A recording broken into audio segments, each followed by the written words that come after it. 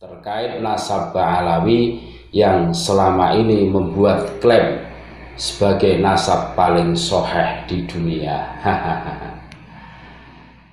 Don't wanna sleep in, cause I got something to prove. I gotta take what I hate and finally make a move. I think of you and all the shit you don't do. Well, I'ma make hella sure that I don't become you. I have no regrets, yeah.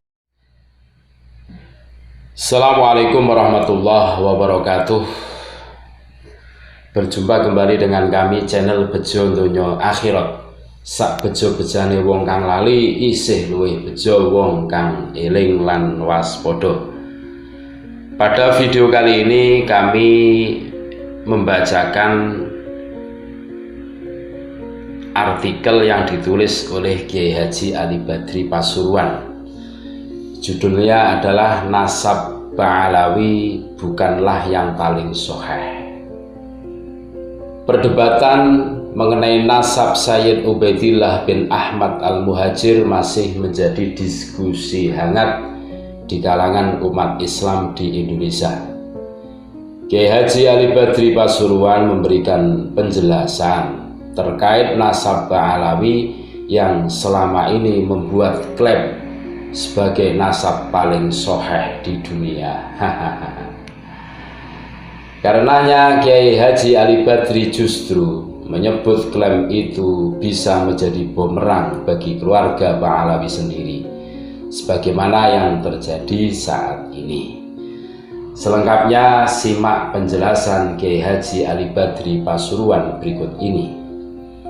Seperti yang telah saya katakan sebelum ini, bahwa saya telah lama mengetahui soal penolakan sebagai Ashraf Yordania dan lain-lain soal nasab Sayyid Ubaidillah. Maka sejak awal saya hanya melihat bahwa ini adalah bukti bahwa nasab Ba'alawi bukanlah yang paling sahih seperti yang mereka klaim selama ini.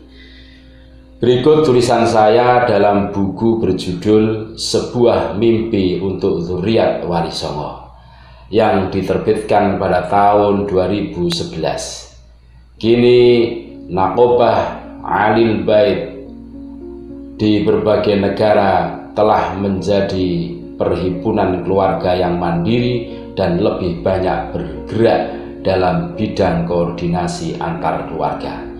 Di tiap negara yang terdapat Ahlul Bait, maka di situ dibentuk perkumpulan untuk menjalin silaturahmi.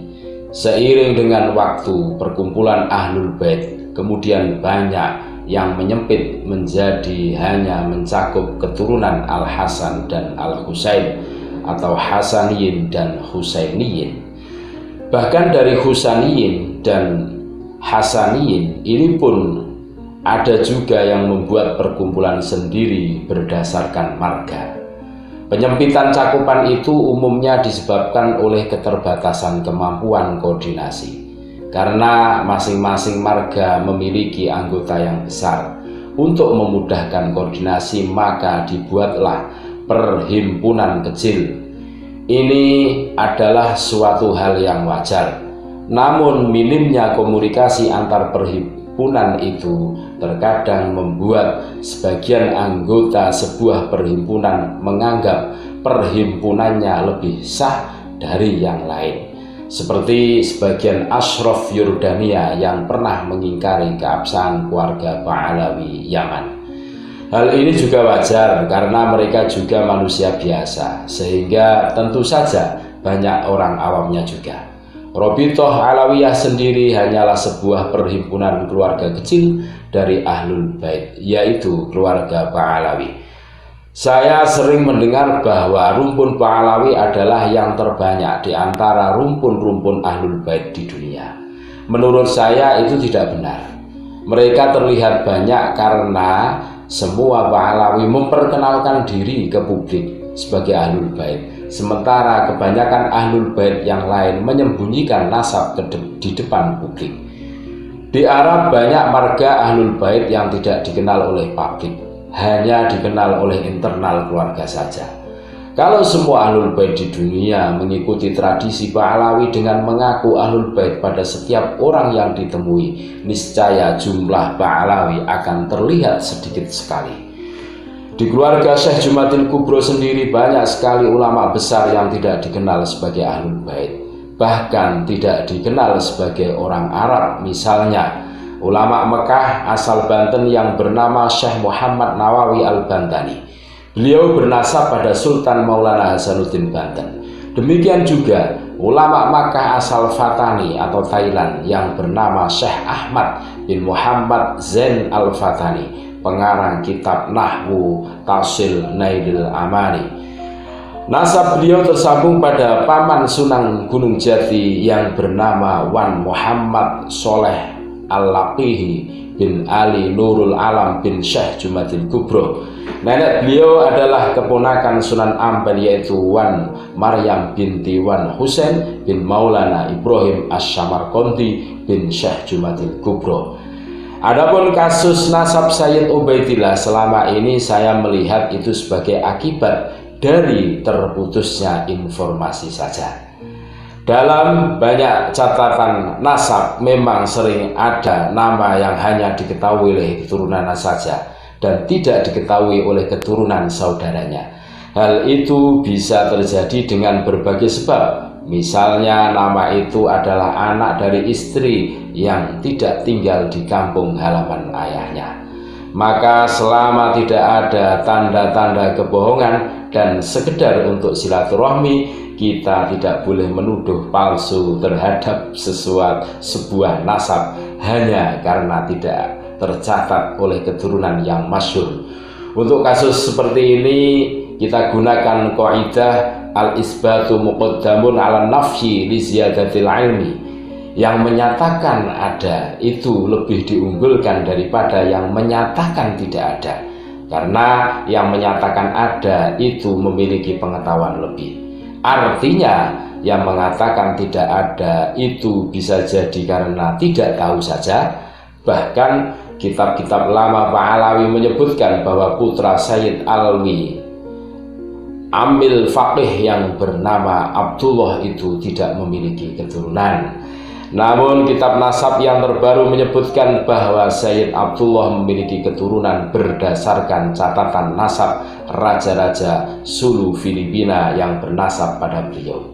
Yang pasti dalam kitab-kitab nasab yang lama, nama Abdullah sebagai putra Sayyid Ahmad bin Isa Ar-Rumi memang tidak terkenal seperti tiga nama putra beliau yang lain, yaitu Husain, Ali, dan Muhammad. Bahkan sebagian kitab menggunakan kalimat qila ketika menambahkan nama Abdullah. Dalam istilah kita, qila itu sama dengan konon katanya. Hal ini menunjukkan bahwa nama Abdullah tidak muncul dalam sebuah riwayat, tidak seperti nama Husain, Ali, dan Muhammad. Dengan kata lain, nama Abdullah sebagai putra Ahmad tidak sesohih tiga nama yang lain. Namun tidak sesohih lainnya itu bukan berarti dimuliakan. Terlebih dari pembahasan yang dianggap belum tuntas dalam diskusi Kiai Haji Imaduddin, sampai saat ini saya sebagaimana yang lain hanya husnudon saja. Keluarga Ba'alawi mengaku bahwa nasab itu mereka terima secara turun-temurun. Setidaknya nasab itu dikutip oleh Sayyid Ali bin Abu Bakar Asy-Syakron dalam kitab Al-Buruqah Al-Musyiqah. Beliau adalah orang yang dikenal soleh, bahkan waliullah. Bahkan secara sosial pengakuan ini tentu saja bisa diterima. Mendustakan nasab orang itu adalah masalah serius karena bisa menyakiti perasaan dan menyebabkan fitnah. Itu sebabnya semua madhab fikih sepakat memasukkan pendustaan nasab dalam bab qadzaf sama dengan qadzaf zina yang dihukumnya adalah dicambuk 80 kali. Adapun kajian Kiai Haji Imaduddin, saya melihatnya hanya sebagai kajian ilmiah dengan standar ilmu riwayat, bukan standar penerimaan nasab secara sosial. Kiai Haji Imaduddin hanya menakar kadar kesohihan nasab Sayyid Ubaidillah dengan standar ilmu riwayat. Dari itu saya pun sudah mengatakan bahwa nama Abdullah tidak sesahih 3 nama lain daripada anak-anak Sayyid Ahmad bin Isa. Namun tidak sesahih lainnya itu bukan berarti dimuliakan. Hanya saja saya memiliki beberapa catatan yang menyimpulkan bahwa keluarga Ba'alawi sering tahasun, menyepelekan dalam hal riwayat, yaitu ketika menyanjung leluhur atau kelompoknya. Hal itu terkadang menjadi bumerang bagi mereka sendiri. Yang pertama, tentang nama Abdullah menjadi Ubaidillah. Mereka menceritakan bahwa Sayyid Abdullah itu orang yang sangat tawadhu. Saking tawadhunya beliau merasa masih belum pantas menyandang nama Abdullah atau hamba Allah. Beliau pun merubah sendiri nama itu menjadi Ubaidillah atau hamba kecil Allah.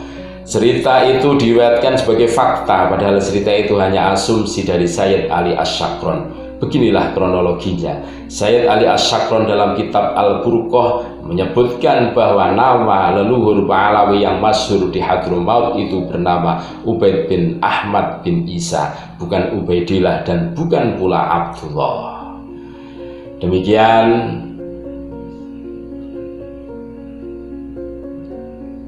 Ali Asyakron menjelaskan dugaan itu dengan berkata, walladzi yadharu indi anna syekha Abdullahi min azimi tawadduhi wa istahsina tashhira ismihi. Jadi jelas cerita penyebab perubahan nama itu adalah asumsi atau karangan berdasarkan dugaan Sayyid Ali Asyakron, bukan fakta sejarah yang beliau dengar dari orang lain. Nah, menyajikan cerita asumsi sebagai cerita fakta itu jelas suatu kesalahan serius dalam ilmu riwayat. Itu berarti merubah status dugaan menjadi status fakta. Perawi harus berterus terang bahwa itu adalah dugaan Sayyid Ali Asyakron. Yang kedua, banyak keluarga Ba'alawi yang mengatakan bahwa leluhur mereka mulai Faqih Muqaddam hingga Sayyid Ahmad Al-Muhajir semuanya adalah ulama besar dengan level mujtahid mutlak. Namun mereka tawadhu sehingga tetap bermadhab. Cerita itu bertentangan dengan fakta sejarah, bahkan bisa jadi bumerang bagi status keabsahan nasab mereka sendiri. Mari kita bahas lebih luas. Tetap NKRI harga mati. Assalamualaikum warahmatullahi wabarakatuh.